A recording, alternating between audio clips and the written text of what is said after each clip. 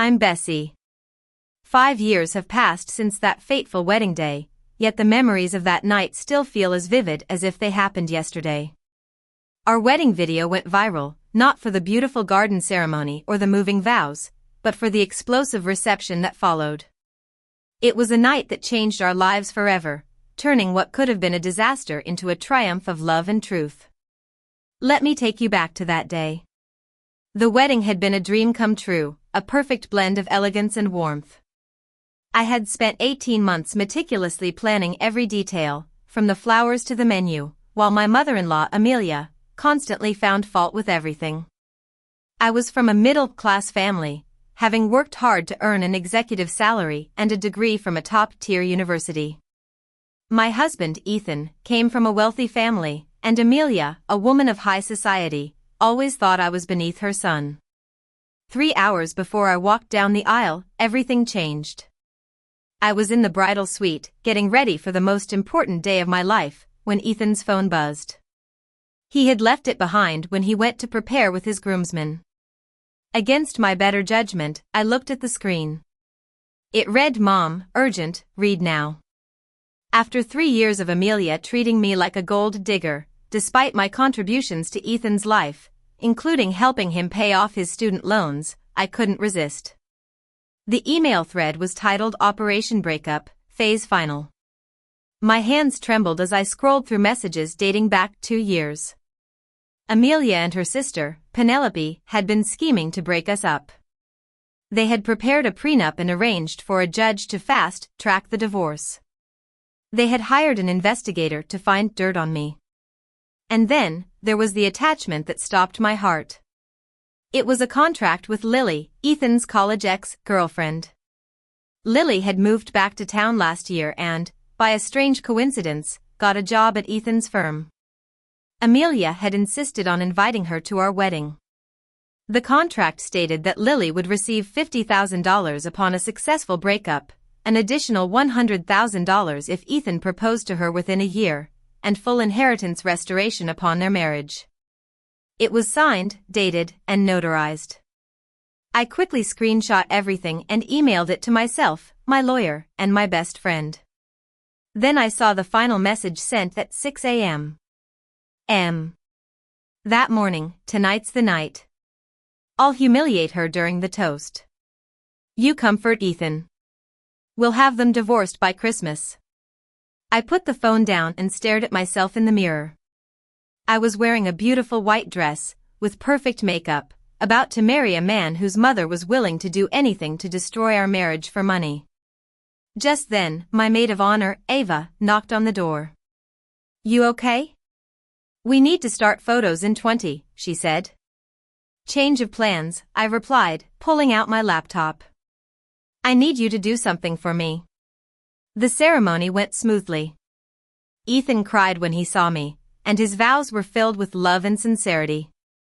I meant every word of mine, looking straight into his eyes, ignoring Amelia in the front row with her fake smile and calculating eyes. The reception started beautifully. We had our first dance, the father-daughter dance, and then the toasts began. The best man and the maid of honor gave lovely, sincere speeches. But then, Amelia stood up, wobbling slightly on her high-end heels, and grabbed the mic from the DJ. "I'd like to say something about my new daughter-in-law," she began, her voice dripping with false sweetness. The room fell silent.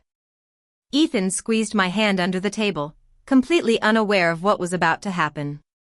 "When Ethan first brought Bessie home," Amelia continued, "I knew she wasn't right for our family. Not our class, not our caliber. But I thought, give her a chance, Amelia. Maybe she'll surprise you." Murmurs rippled through the crowd, and Ethan's grip on my hand tightened. "Mom," he called out, a warning in his voice. But she ignored him. "But people are who they are. You can dress them up, teach them which fork to use, but breeding shows.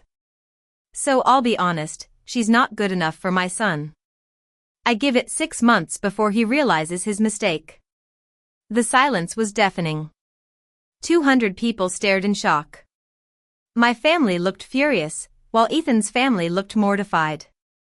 Lily, sitting at table 12, tried to hide her smirk behind her champagne glass.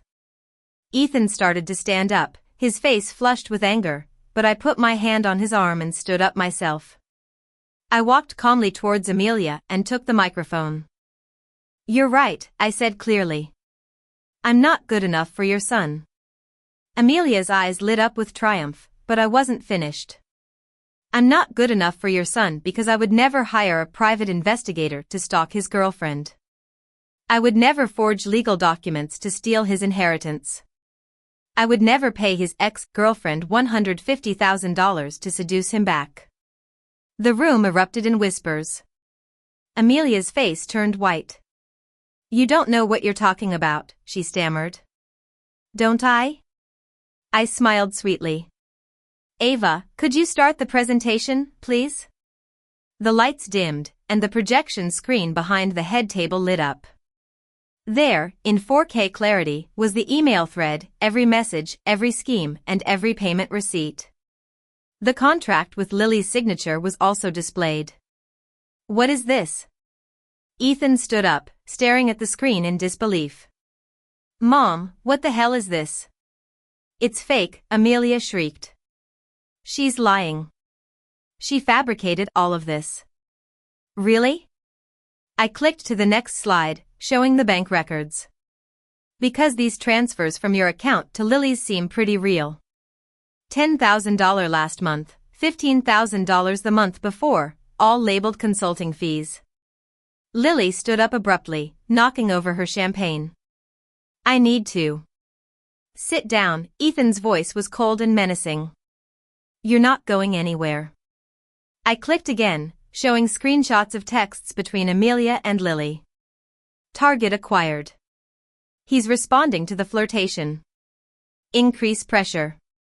She's getting suspicious. The wedding is perfect. He'll be vulnerable after. My personal favorite, I said, clicking to the last slide, is this one from this morning. Tonight's the night. I'll humiliate her during the toast. You comfort Ethan. We'll have them divorced by Christmas. The room exploded with shock. Ethan's father, Henry, who had been silent throughout his wife's schemes, slowly stood up. "Amelia, office, now," he said firmly. "But Henry." "Now," he repeated. Amelia scurried after him, stumbling in her heels. But I wasn't done. "Lily," I said into the mic, "since you're here, since you accepted $50,000 to destroy my marriage, would you like to say anything?" She was trapped, with 200 pairs of eyes on her. Ethan stared at her with such betrayal that it could have melted steel. "Ethan, I can explain," she stammered. "Explain what?" Ethan walked towards her. "Explain how you took money to pretend to care about me. How you've been lying every single day for a year. Your mother said you were miserable, trapped. I was trying to save you." "From what?" Ethan gestured around the room. "From marrying the woman who paid off my loans when I was drowning? Who helped me when Mom made me feel worthless? Who never asked for a penny but gave me everything?" He turned back to me, his eyes wet. "Bessie, I'm so sorry. I had no idea."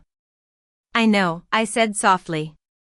"That's why I married you anyway." The crowd actually applauded.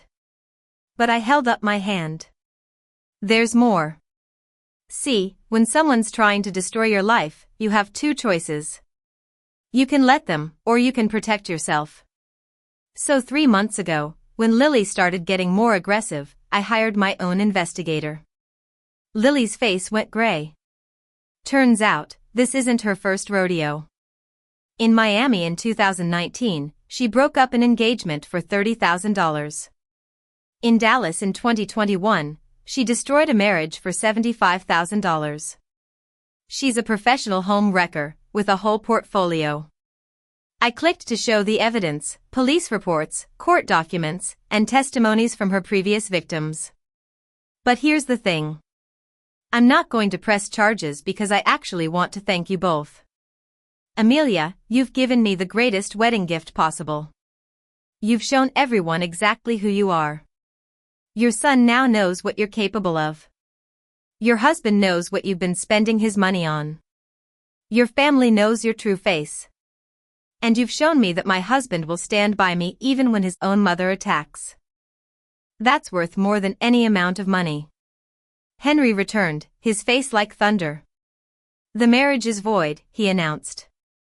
Amelia and I are getting divorced, effective immediately. Gasps filled the room, and Amelia was nowhere to be seen. Ethan, Henry continued, your mother has been removed from the premises. Lily, you have 5 minutes to leave before I call the police. The rest of you, please enjoy the party. Bars open all night. Let's celebrate the only real thing in this room, Ethan and Bessie's love. The DJ started playing Celebration, and people actually laughed. The tension broke like a dam. Lily ran out of the room, leaving her heels behind. Ethan pulled me into his arms. How long have you known? 3 hours, I admitted. I found out this morning. And you still married me? Your mother's insanity isn't your fault. But I needed to expose it publicly so she could never deny it. I love you, he whispered. God, I love you so much. I know, I smiled. Now let's enjoy our wedding. The real one just started. The rest of the night was magical. Without Amelia's toxic presence, people relaxed. My family and Ethan's finally mingled freely. Henry gave a beautiful toast about choosing love over blood when blood chooses cruelty. He announced that Ethan would inherit everything immediately. Amelia's schemes had backfired spectacularly. Ava caught the bouquet, and Ethan's cousin caught the garter. We danced until 3 a.m. Surrounded by people who truly loved us. The next morning, as we lay in our honeymoon suite, Ethan showed me his phone. There were 17 missed calls from Amelia and 43 texts ranging from rage to begging to threats to apologies. Block her? He asked. Your choice. She's your mother. No, he said firmly. She's the woman who tried to destroy the best thing in my life. You're my family now. He blocked her and then called Henry. Dad, yeah, we're good. Amazing, actually. Listen, about the divorce lawyer, I know a good one. While he talked, I opened my laptop. Amelia had been busy posting on social media, playing the victim. But the comments told a different story.